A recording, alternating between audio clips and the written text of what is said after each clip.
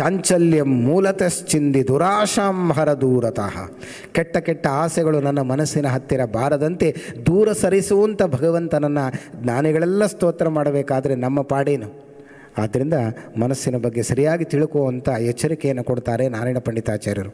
ಹಾಗಾಗಿ ಬಹಳ ಸುಂದರವಾದ ಮಾತು ನೋಡಿ. ಆ ತಪಸ್ವಿ ರುದ್ರದೇವರನ್ನ ಕುರಿತು ತಪಸ್ಸು ಮಾಡ್ತಾನೆ. ಆದರೆ ರುದ್ರದೇವರು ಅವನ ತಪಸ್ಸಿಗೆ ಮೆಚ್ಚಿ ಪ್ರತ್ಯಕ್ಷರಾಗಿ ಎದುರಿಗೆ ಬಂದು ನಿಲ್ತಾರೆ. ನಿಂತು ಹೇಳ್ತಾರೆ, ಏನು ವರ ಬೇಕೋ ಬೇಡ್ಕೋ ನೀನು ಅಂತ.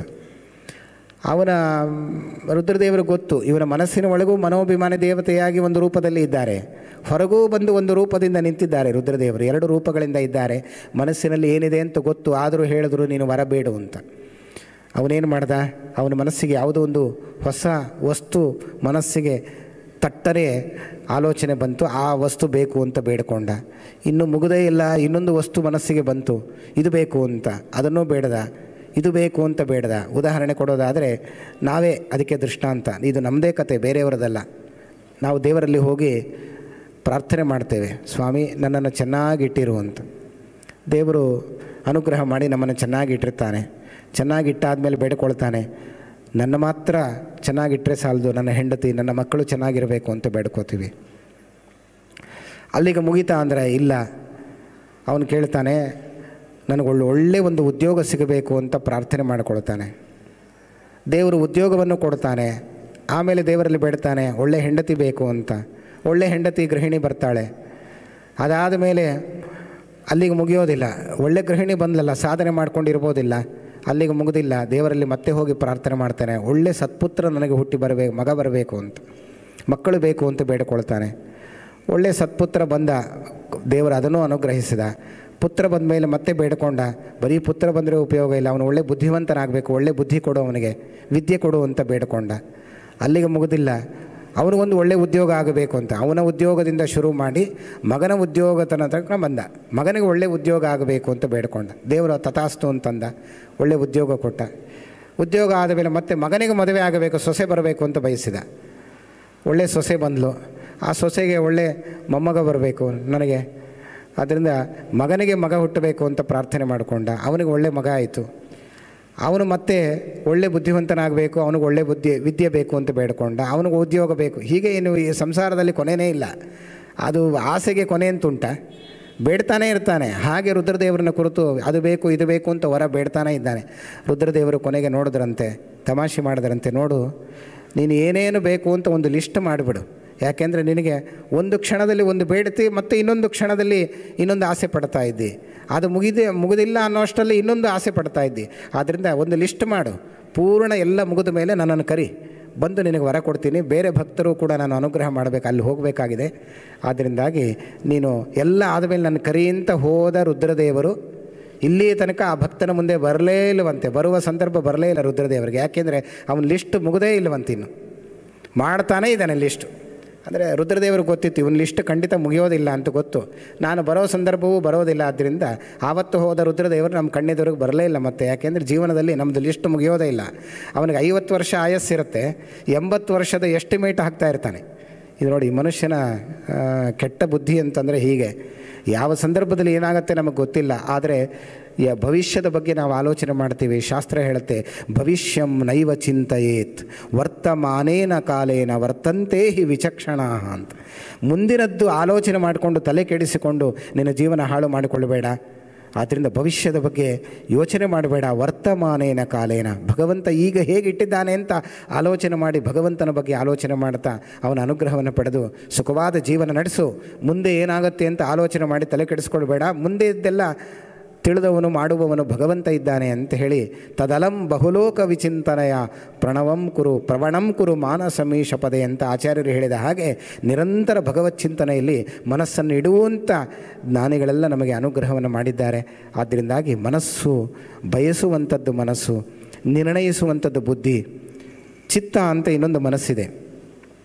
ಚಿತ್ತ ಅಂತಂದರೆ ಬಹಳ ಸುಂದರವಾದ ವಿವರಣೆಯನ್ನು ಕೊಡ್ತಾರೆ. ಮನಸ್ಸು, ಬುದ್ಧಿ, ಅಹಂಕಾರ, ಮೂರನೇದ್ದು ಅಹಂಕಾರ. ಅಹಂಕಾರ ಅಂದರೆ ನಾನು ನನ್ನದು ಅನ್ನುವ ಪ್ರಾಪಂಚಿಕ ಸಂಬಂಧವನ್ನು ಬೆಳೆಸ್ತಕ್ಕಂತಹದ್ದು ಯಾವುದೋ ಅದು ಅಹಂಕಾರ ಅಂತ. ನೋಡಿ, ಒಬ್ಬ ಮದುವೆಯಾದ ವರ ಇವಳು ನನ್ನವಳು ಅನ್ನುವ ಭಾವನೆ ಅವಳ ಮೇಲೆ ಬರುತ್ತಲ್ಲ, ಅವಳ ಮೇಲೆ ಪ್ರೀತಿ ಹುಟ್ಟುತ್ತಲ್ಲ, ಅವಳ ಮೇಲೆ ಸ್ನೇಹ ಹುಟ್ಟುತ್ತಲ್ಲ, ಇದು ನನ್ನ ವಸ್ತು ಅನ್ನುವ ಭಾವನೆ ಬರುತ್ತಲ್ಲ, ಇದು ಯಾರು ಮಾಡಿಸೋದು ಅಂದರೆ ಮನಸ್ಸಿನ ಒಳಗೆ ಅಭಿಮಾನಿ ದೇವತೆಯಾದ ರುದ್ರದೇವರು ಕುಳಿತುಕೊಂಡು ಇವಳು ನನ್ನವಳು ಅನ್ನುವ ಭಾವನೆ ಬಂದಾಗ ಮಾತ್ರ ಅವಳಿಗೆ ರಕ್ಷಣೆ ಕೊಡ್ತಾನೆ, ಅವಳನ್ನು ನೋಡಿಕೊಳ್ತಾನೆ, ಅವಳಿಗೆ ಬೇಕಾದ್ದೆಲ್ಲವನ್ನೂ ಕೊಡಲಿಕ್ಕೆ ಸಾಧ್ಯ ಇದೆ. ಇದು ಯಾರಿಂದ ಸಾಧ್ಯ? ಇದೆಲ್ಲ ತತ್ವಾಭಿಮಾನಿ ದೇವತೆಗಳು ನಮ್ಮ ಮನಸ್ಸಿನ ಒಳಗೆ ಕುಳಿತು ಇಷ್ಟು ಕಾರ್ಯವನ್ನು ಮಾಡಿಸ್ತಾರೆ. ಇದನ್ನು ಎಂದೂ ನಾವು ಮರಿಬಾರದು ಅನ್ನುವ ಎಚ್ಚರಿಕೆ ನಮಗಿರಬೇಕು. ಇದೇ ಭಗವಂತನ ಪೂಜೆ. ಅದನ್ನೇ ತತ್ವಚಿಂತನೆ ಅಂತ ಜ್ಞಾನಿಗಳೆಲ್ಲ ನಮ್ಮ ಒಂದು ಪೂಜೆಯ ಪೂರ್ವದಲ್ಲಿ ತತ್ವನ್ಯಾಸ, ತತ್ವಚಿಂತನೆ ಅನ್ನೋದನ್ನು ನಾವು ಮಾಡುವ ಪದ್ಧತಿ ನಮ್ಮಲ್ಲಿ ಬಂದಿದೆ. ಹಾಗಾಗಿ ಮನಸ್ಸು, ಬುದ್ಧಿ, ಅಹಂಕಾರ, ಚಿತ್ತ ಅಂತ ಇನ್ನೊಂದು ಮನಸ್ಸು. ಚಿತ್ತ ಅಂದರೆ ಅದು ಸ್ಮರಣಶಕ್ತಿಯ ಕೇಂದ್ರ ಅಂತೆ. ಅಂದರೆ ನೆನಪು ತಂದು ಕೊಡುವ ಕೇಂದ್ರ. ಅದು ಹಿಂದೆ ನಡೆದ ಘಟನೆಯನ್ನು ಹಿಂದಿನ ದಿವಸ ಅಥವಾ ಇವತ್ತು ಎಷ್ಟೋ ಹಿಂದಿನ ದಿವಸಗಳಲ್ಲಿ ನಡೆದ ಘಟನೆಗಳನ್ನೆಲ್ಲ ನೆನಪಿಗೆ ತಂದು ಕೊಡ್ತಕ್ಕಂಥದ್ದು ಮನಸ್ಸದು. ನೆನಪು ಶಕ್ತಿ ಇಲ್ಲದೆ ಹೋದರೆ ನಾವು ಎಷ್ಟು ಅಧ್ಯಯನ ಮಾಡಿದ್ರೂ ವ್ಯರ್ಥ ಅಲ್ವಾ? ಕಾಲಕ್ಕೆ ಹೇಳಲಿಕ್ಕೆ ಬಾರದೇ ಇದ್ದರೆ, ನೆನಪು ಬಾರದೇ ಹೋದರೆ ಎಷ್ಟು ಅಧ್ಯಯನ ಮಾಡಿದರೂ ತೊಗೊಂಡು ಏನು ಮಾಡಲಿಕ್ಕೆ? ವ್ಯರ್ಥವಾಗಿ ಹೋಗುತ್ತೆ. ಆದ್ದರಿಂದ ಮನಸ್ಸಿನ ಅಗಾಧವಾದ ಕೆಲಸಗಳು, ಇದನ್ನು ಮಾಡಿಸುವ ದೇವತೆಗಳು ನಮ್ಮ ಶರೀರದಲ್ಲಿ ಕೂತಿದ್ದಾರೆ ಎನ್ನುವ ಎಚ್ಚರಿಕೆ ನಮಗಿರಬೇಕು, ಮರೆಯಬಾರದು. ಆದರೆ ಎಲ್ಲವೂ ನಾನೇ ಮಾಡಿದೆ ಅನ್ನುವ ಅಹಂಕಾರ ನಮಗಿರುತ್ತೆ, ಅದು ಎಂದೂ ಬರಬಾರದು ಅನ್ನೋದನ್ನು ಶಾಸ್ತ್ರಗಳು ನಮಗೆ ಆಗಾಗ ತಿಳಿಸಿಕೊಡ್ತಾ ಇವೆ.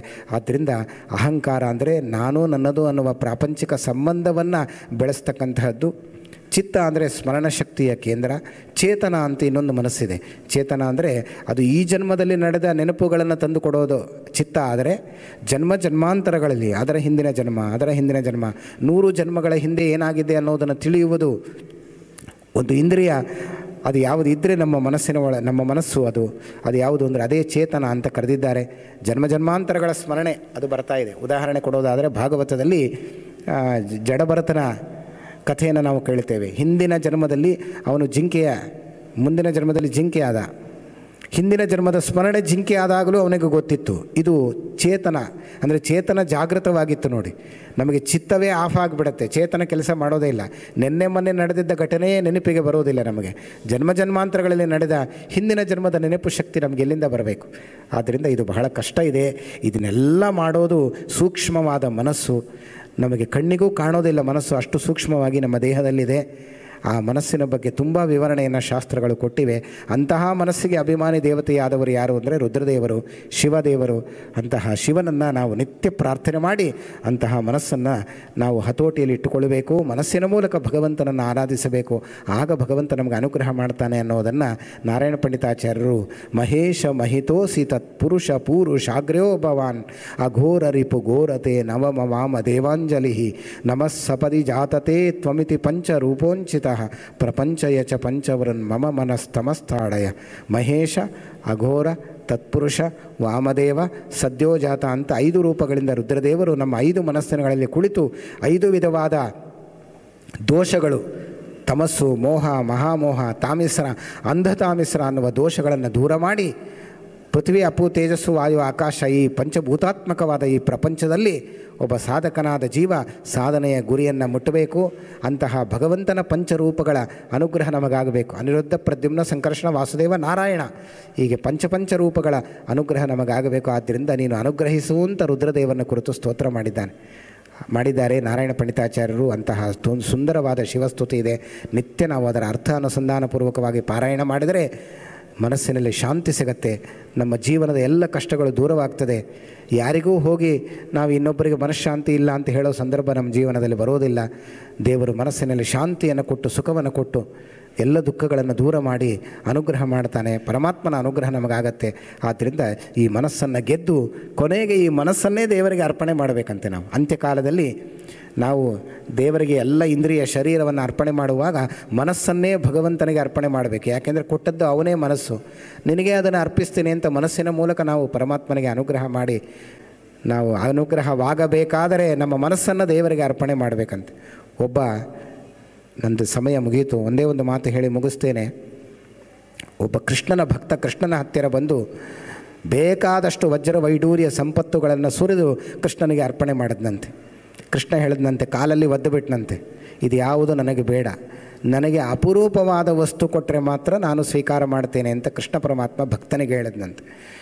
ಕೃಷ್ಣನಿಗೆ ಅಪರೂಪ ವಸ್ತು ಅಂತ ವಜ್ರ ವೈಡೂರ್ಯಗಳನ್ನು, ನವರತ್ನಗಳನ್ನು ತಂದು ಕೃಷ್ಣನಿಗೆ ಕೊಟ್ಟರೆ ಕೃಷ್ಣ ಅದನ್ನು ಸ್ವೀಕಾರ ಮಾಡಲಿಲ್ವಂತೆ. ಯಾಕೆಂದರೆ ರತ್ನಾಕರ ಸ್ತವ ಗೃಹಂ ಗೃಹಿಣೀ ಚ ಪದ್ಮ. ನನ್ನ ಮನೆ ಎಲ್ಲಿದೆ? ದ್ವಾರಕೆಯಲ್ಲಿ.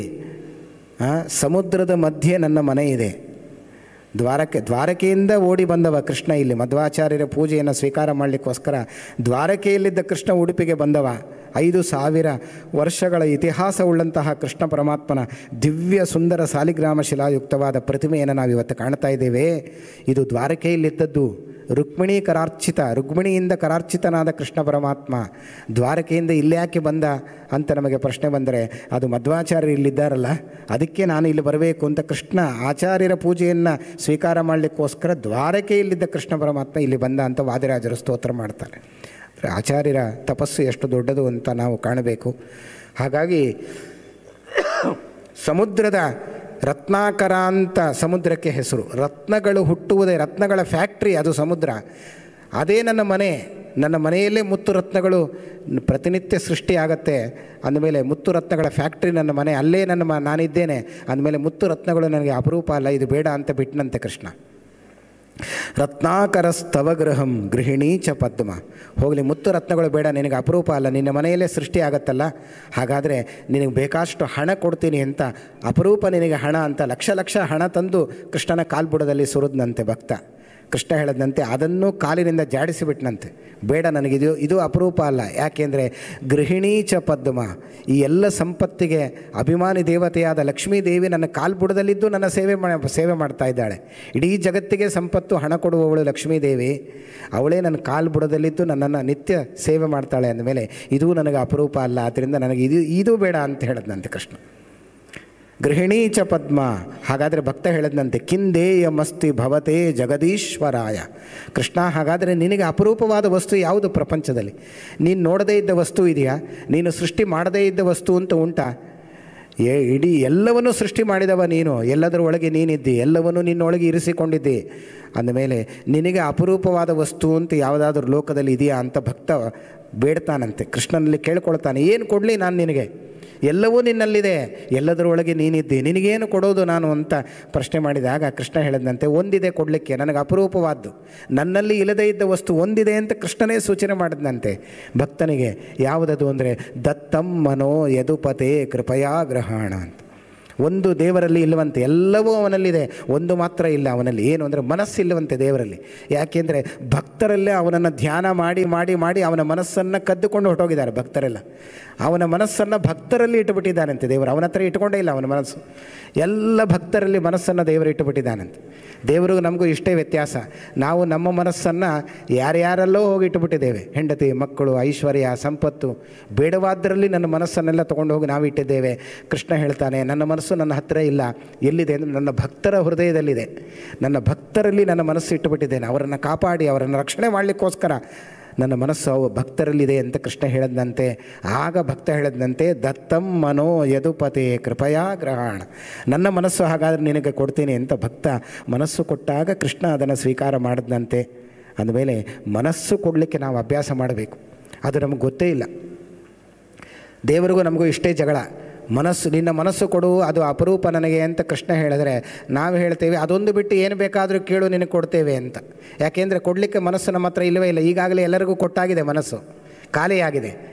ಹಾಗಾಗಿ ದೇವರು ಹೇಳ್ತಾನೆ ನನಗೆ ಮನಸ್ಸು ಬೇಕು ಅಂತ. ಮನಸ್ಸು ಇಷ್ಟ ಅವನಿಗೆ, ಅದೊಂದು ನಾವು ಕೊಡ್ತಾ ಇಲ್ಲ. ಅದೊಂದು ಬಿಟ್ಟು ಏನು ಬೇಕಾದರೂ ಕೊಡ್ತೀವಿ ಅಂತ ಕೃಷ್ಣ ಹೇಳ್ತಾನೆ. ಆ ಮನಸ್ಸು ಬಿಟ್ಟು ನೀ ಏನು ಕೊಟ್ಟರು ನನಗೆ ಬೇಡ ಅಂತ ಅವನು ಜಗಳ. ನಾವು ಅದನ್ನು ಬಿಟ್ಟು ಇನ್ನೇನು ಬೇಕಾದರೂ ಕೊಡ್ತೀವಿ, ಅದನ್ನು ಕೊಡೋದಿಲ್ಲ ಅಂತ ನಾವು ಜಗಳ. ಒಟ್ಟಾರೆ ಕೃಷ್ಣನಿಗೂ ನಮಗೂ ಜಗಳನೇ ನಡೀತಾ ಇದೆ ಅಷ್ಟೇ ಹೊರತು ನಮ್ಮ ಕಷ್ಟಗಳು ಪರಿಹಾರ ಆಗ್ತಾನೇ ಇಲ್ಲ. ಯಾವಾಗ ಕಷ್ಟ ಪರಿಹಾರ ಆಗುತ್ತೆ ಅಂದರೆ ನಮ್ಮ ಮನಸ್ಸು ಅವನಿಗೆ ಕೊಟ್ಟರೆ ಮಾತ್ರ ಭಗವಂತ ಸ್ವೀಕಾರ ಮಾಡಿ ನಮ್ಮ ಮನಸ್ಸಿನಲ್ಲಿ ಬಂದು ಕೂಡ್ತಾನೆ, ಎಲ್ಲ ಅನುಗ್ರಹವನ್ನು ಕೃಷ್ಣ ಮಾಡ್ತಾನೆ. ಆದ್ದರಿಂದ ನಾವು ದೇವರಿಗೆ ಮನಸ್ಸು ಕೊಡಲಿಕ್ಕೆ ಅಭ್ಯಾಸ ಮಾಡೋಣ. ಹೊರಗೆ ಬೇಕಾದಷ್ಟು ಕೊಡ್ತೀವಿ ವಸ್ತುಗಳನ್ನು, ಮನಸ್ಸು ಕೊಟ್ಟು ಗೊತ್ತಿಲ್ಲ. ಆ ಮನಸ್ಸು ದೇವರಿಗೆ ಕೊಡುವ ಅಭ್ಯಾಸ ಮಾಡಬೇಕು. ಅದಕ್ಕೋಸ್ಕರ ಆ ಮನೋಭಿಮಾನಿ ದೇವತೆಯನ್ನೇ ನಾವು ನಿತ್ಯ ಪ್ರಾರ್ಥನೆ ಮಾಡೋಣ. ಶಿವಸ್ತುತಿಯ ಮೂಲಕ ನಾರಾಯಣ ಪಂಡಿತರು ಹೇಳಿದಂತೆ ನಾವು ದೇವರಿಗೆ ಮನಸ್ಸು ದೊಡ್ಡ ಸಂಪತ್ತು. ಮನಸ್ಸಿಲ್ಲದೆ ಏನು ಮಾಡಿದ್ರೂ ದೇವರ ಸ್ವೀಕಾರ ಮಾಡೋದಿಲ್ಲ. ಆ ಮನಸ್ಸನ್ನು ಕೊಟ್ಟು ಮನೋಭಿಮಾನಿ ದೇವತೆಯ ಒಳಗಿದ್ದ ನಿಯಾಮಕನಾದ ಭಗವಂತನ ಅನುಗ್ರಹವನ್ನು ನಾವು ಪಡೆಯೋಣ ಅಂತ ಹೇಳ್ತಾ, ಆ ಕೃಷ್ಣನ ಅನುಗ್ರಹ ರಕ್ಷೆ ನಿಮ್ಮ ಮೇಲೆ ಎಲ್ಲರಿಗೂ ಕೂಡ ಇರಲಿ ಅಂತ ಪ್ರಾರ್ಥನೆ ಮಾಡ್ತಾ, ಈ ಎರಡು ವಾಕ್ಕುಸುಮಗಳನ್ನು ಆ ಮುಖ್ಯ ಪ್ರಾಣನ ಅಂತರ್ಗತನಾದ ಕೃಷ್ಣನಿಗೆ ಅರ್ಪಣೆ ಮಾಡ್ತೇನೆ. ದೇವರು ಯಾವಾಗಲೂ ಇಂತಹ ಸಾಧನೆ ಮಾಡುವ ಮನಸ್ಸು ನಮ್ಮ ನಿಮಗೆ ಭಗವಂತ ನೀಡಲಿ ಅಂತ ಮತ್ತೊಮ್ಮೆ ಪ್ರಾರ್ಥಿಸಿ ಶ್ರೀ ಹರಯೇ ನಮಃ. ಶ್ರೀ ಕೃಷ್ಣಾರ್ಪಣಮಸ್ತು.